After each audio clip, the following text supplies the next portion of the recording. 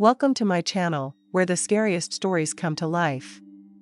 Before we dive into today's chilling tale, make sure to hit the subscribe button and turn on notifications, so you never miss a story. Now, let's get into the horror. I live a little bit out in the country. It's a quiet area, and most people have a little more land. So I remember one Saturday, late afternoon, when I was driving home, I noticed a yard sale sign. It was very unusual to see yard sales in my neighborhood. In fact, this was probably the first one I was aware of since living in the area. I was curious and decided to drive over and see what was for sale. It was a little bit later, so I wasn't sure if it was still going, but the signs were still up. I followed them, which led me to a street that was only about a minute from my house, but I had never been to before. It was a very quiet street, mostly surrounded by woods. The second to last house before the end of the dead-end street was where the sale was. The house had a large front yard, but there was also a very long and kind of narrow driveway to the left of the house. After the driveway, there was a little open area of grass, and then there were dense woods beyond that. There appeared to be items for sale in the grass between the driveway and the woods, but I didn't notice anybody there, and there were no other cars parked on the side of the street. Still, I thought that I would check it out and parked my car. I then got out and started walking onto the property. When I got past the driveway to the grassy area, many items were lying on the grass. There was a lot of smaller furniture, like lamps, mirrors, nightstands, and some other random things for sale. I looked around, but did not see anybody at all.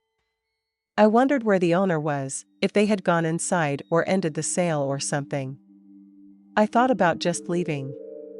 It was around that time when I remember hearing a noise coming from the woods behind me.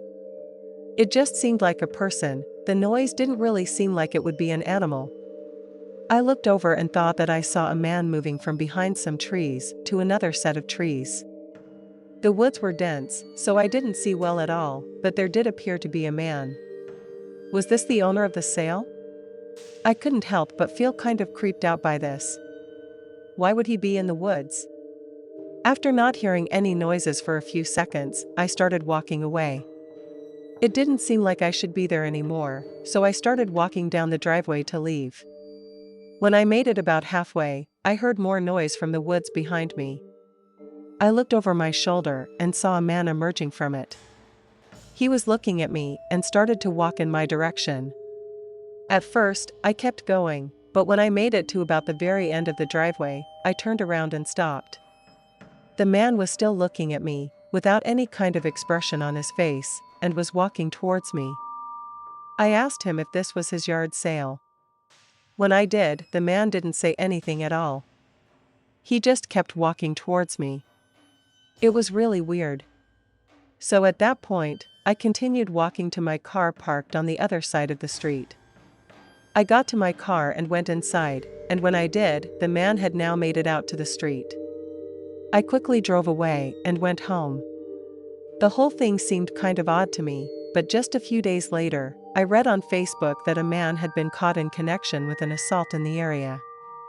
He looked like the man that I had seen at the yard sale. When I read the story, I found out that, apparently, he argued with a homeowner having a yard sale. I guess he was trying to rob him, and the guy with the sale didn't want to give him anything, so the man punched the homeowner and started to beat him. The owner of the sale was able to run away into the woods and escape onto a neighbor's property.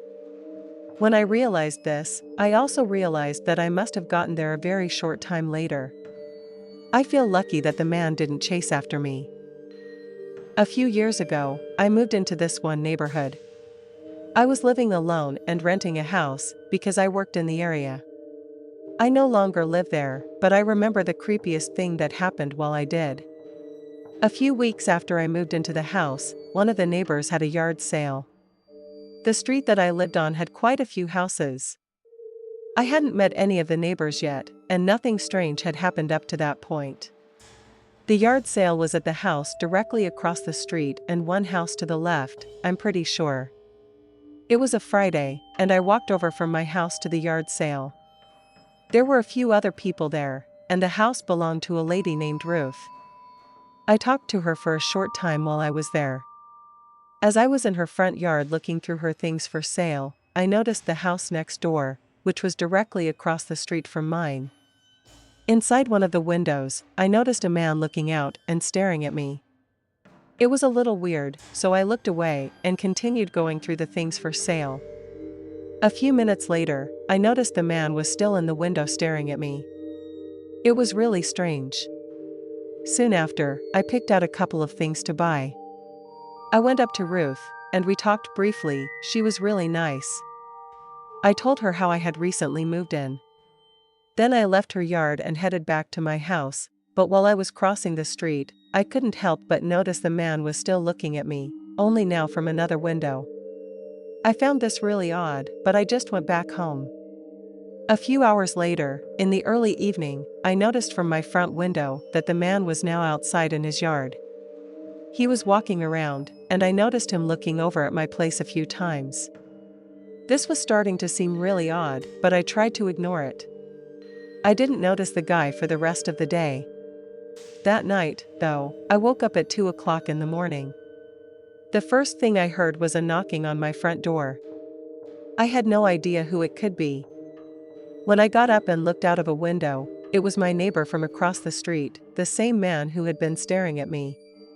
I had no idea why he would be there at 2 a.m., and I was definitely not going to answer the door. I stayed near the front area of the house. The guy knocked again and finally walked away. I looked through the window carefully and saw him go back inside his house. I was very creeped out by the whole thing. The next day, the yard sale was still going on, so I went back over to Ruth and decided to ask her what she knew about the guy next door. She told me that he had a criminal history and that he was a really sketchy guy. I then left and went back to my place. I was more worried now about why the guy had come to my place at 2 a.m. Over the next few days, I didn't see him at all. I didn't think much about it anymore, until one night, there was another knocking at the door, very late. It woke me up once again, and I knew this was probably the same guy. I got up and looked out of the window again. He was standing right outside the front door, and he knocked again. I obviously didn't answer, and I made sure that he couldn't see me. I hoped that he would walk away again like before, but this time he didn't. He stayed by the door for a while, and then he finally turned. I thought he would walk away, but instead, he turned to the left and walked towards a window. I quickly moved out of the way. He then came to the window and tried looking inside. At that point, I couldn't take it anymore, and I called the police.